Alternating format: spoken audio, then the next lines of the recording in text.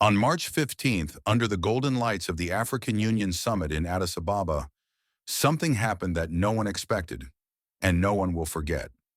What was supposed to be a polite panel on Islamic leadership exploded into a moment that shattered protocol, shook diplomatic circles, and ignited millions of hearts across Africa.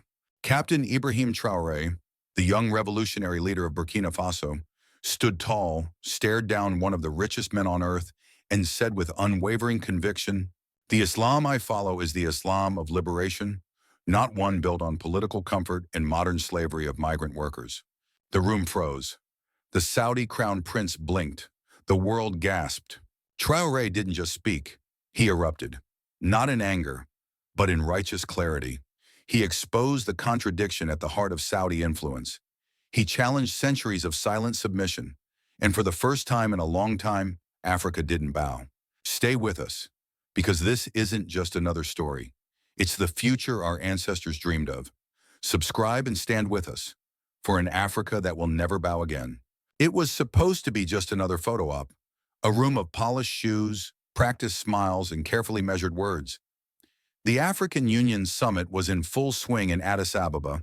Delegates from 54 nations filed into the newly built conference center, glittering with foreign-funded marble and silent expectations. The topic on the agenda? Islamic leadership in modern Africa. The assumption? No one would rock the boat. At the center table sat 5 men, all powerful, all polite, but only 2 mattered.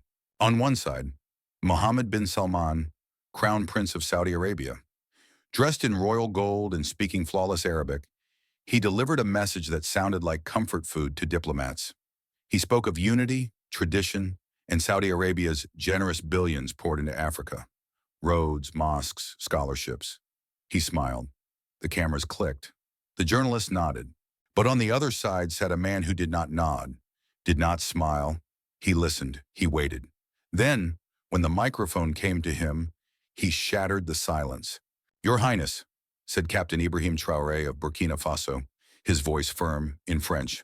"With all due respect, your kingdom speaks of Islamic leadership while practicing policies that contradict the Quran's call for justice, compassion, and equality." Gasps rippled through the hall. A few cameras panned away, unsure if they were witnessing a scandal or a sermon.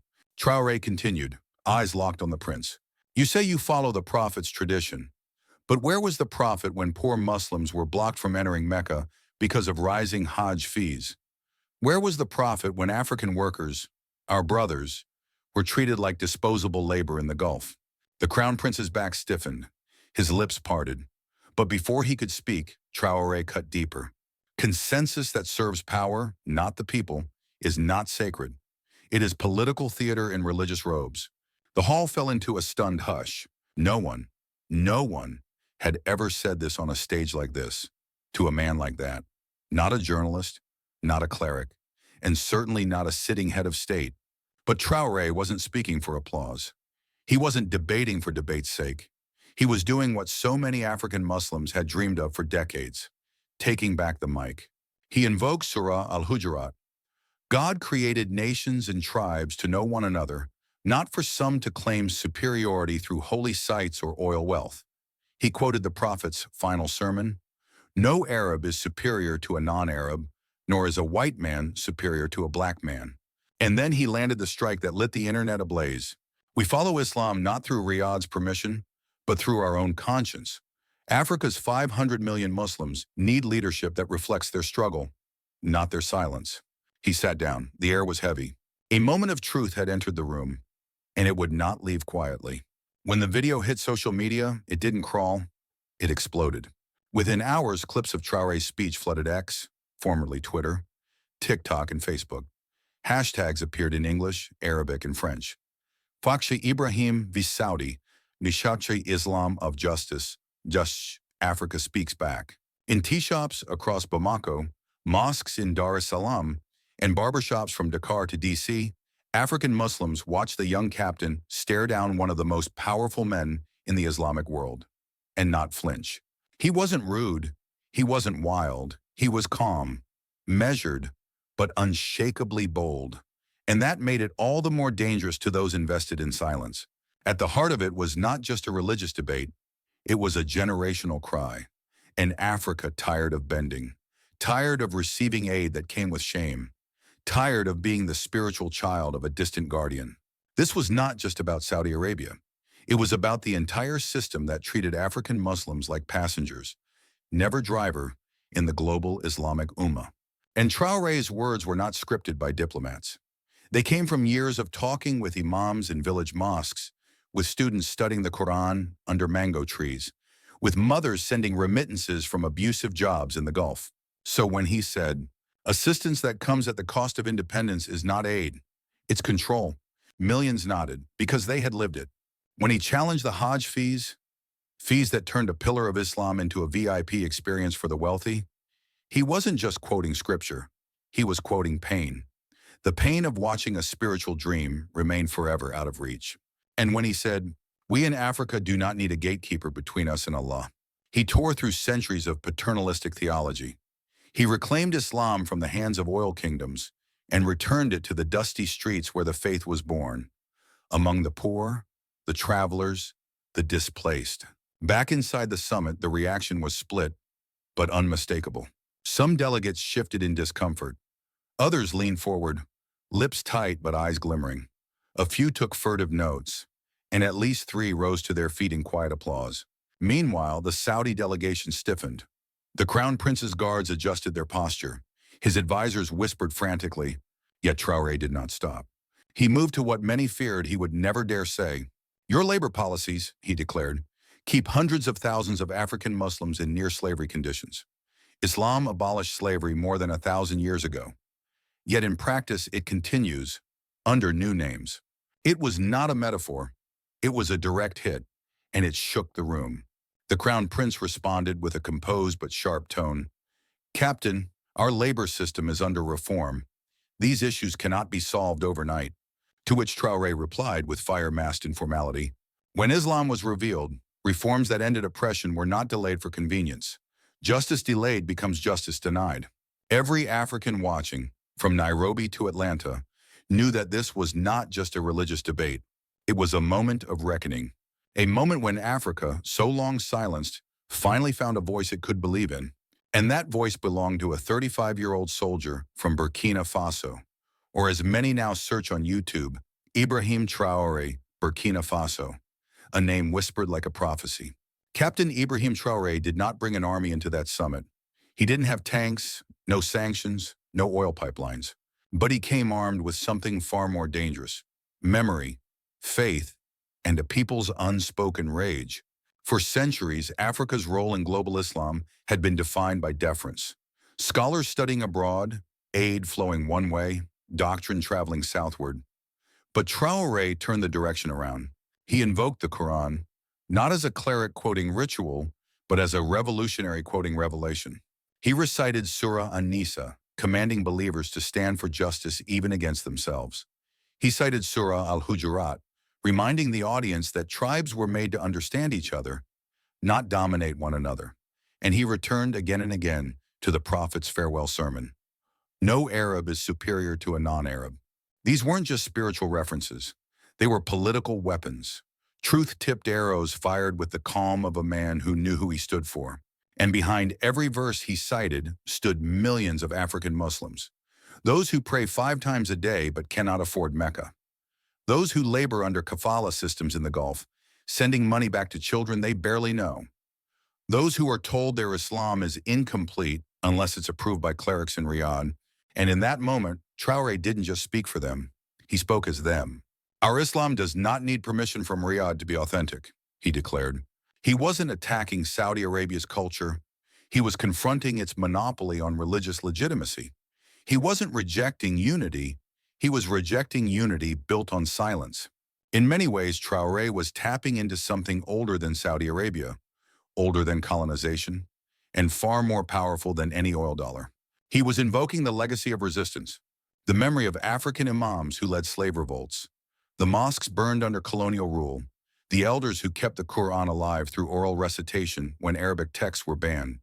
He spoke from that tradition, one shaped not in palaces, but in pain. And that is what made his voice impossible to dismiss. Because his anger was not selfish. It wasn't about Burkina Faso alone. It was pan-African, pan-Islamic, transgenerational. He was not just a president, he was a messenger, not of prophecy but of accountability. The irony was sharp. Saudi Arabia, land of the two holy mosques, was being lectured about Islamic justice by a young man from one of the world's poorest countries. And yet, he sounded more prophetic, more rooted in the Quran's soul. Because while some measure Islam in skyscrapers and billions, others measure it in how the oppressed are treated. And on that day, on that stage, one thing became clear. Africa was no longer the student. It was now the teacher. The audience of millions began asking a question that YouTube couldn't answer. What if the most powerful voice in Islam today is speaking from Ouagadougou? It's no surprise that within hours, views on videos tagged Ibrahim Traoré documentary skyrocketed. People were no longer just curious. They were hungry. Hungry for an Islam that felt like theirs. Hungry for a leader who didn't compromise. Hungry for a future where Africa didn't echo. It defined. When the summit adjourned for a short break, the conference floor turned into something else entirely. Not a hallway, but a battleground of whispers. Ministers from West Africa approached Traoré in low tones. Some thanked him with quiet nods, hands over hearts. Others warned him, "Be careful. You've just stared down the funder of half our infrastructure." But the young captain was unmoved. His reply was as steady as his voice on stage. "If we build our future on dependency, we are building our own chains." That line would echo far beyond those marble walls. That very night, across cities in Africa, murals began to appear. In Dakar, Traoré with one finger pointing upward, words in Arabic below, "We bow only to Allah." In Bamako, a street artist painted the moment Traoré stood while others sat, captioned, "Africa stands when truth is spoken." And on TikTok, young Muslims across the diaspora began stitching their own videos, reading Quranic verses Traoré had cited, sharing stories of relatives exploited in the Gulf, telling the world, "He spoke for me." Meanwhile, in Riyadh, a different picture unfolded. Saudi state media downplayed the incident, calling it a healthy exchange. No condemnation, no statement, just a careful effort to erase the sting without fueling the fire. Behind closed doors, however, the Crown Prince's advisors met deep into the night. They knew what had happened. This wasn't just a rogue leader. This was a rising consciousness. They feared what every empire fears, not bombs, but belief. Because belief spreads, belief multiplies, and belief in Africa's voice, belief that it can define Islam, not just follow, that's dangerous. In the days that followed, African scholars and imams began to speak up. Some praised Traoré for reminding the world that Islam began in struggle, not luxury. Others were more cautious, noting the diplomatic risks. But even the cautious could not deny this. He had touched a nerve, a raw, holy ancestral nerve. Even in Western capitals, the ripple was felt. Think tanks held emergency panels. Is Africa redefining Islamic leadership? News outlets ran headlines like, "Traoré versus the kingdom, the voice of a new ummah." From Ouagadougou to Mecca, Islam's axis shifts south. And for the first time in a long time, the Islamic world's center of gravity felt unstable, not because of conflict, but because of clarity. Because a soldier with no oil fields, no sprawling empire, no Mecca or Medina, had just reminded the world what Islam is supposed to sound like. "Truth is always inflammatory," Traoré said, "to those who benefit from falsehood." And the people remembered. They remembered Malcolm. They remembered Lumumba. They remembered Sankara, another Burkinabe who died for speaking too soon, too loud. And now, standing in the shadow of that legacy, another voice had emerged, not to echo, but to escalate. And for a generation of African Muslims, from Nairobi to New York, that voice felt like prophecy. If this is the kind of leadership Africa needs, what would it look like if every African leader spoke like this?